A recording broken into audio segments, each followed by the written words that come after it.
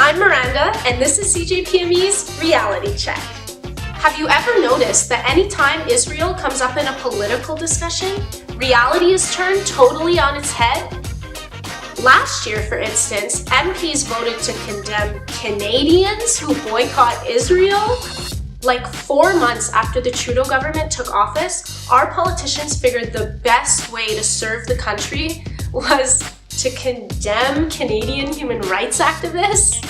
And if you can believe it, under Harper, Canadian politicians suggested they might even outlaw criticism of Israel. Honestly, that's too ridiculous. I can't even. Want to bring some common sense to Ottawa?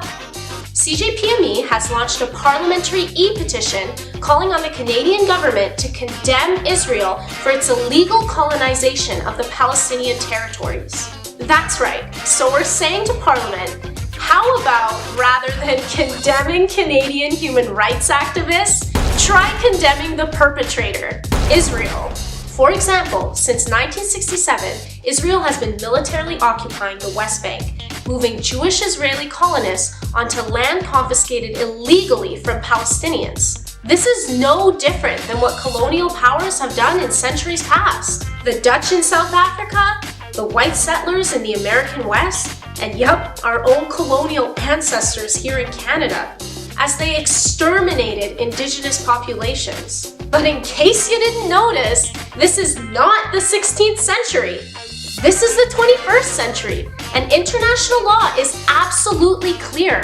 Settler colonialism is both illegal and immoral. Israel calls its colonists settlers, and they now number over 600,000.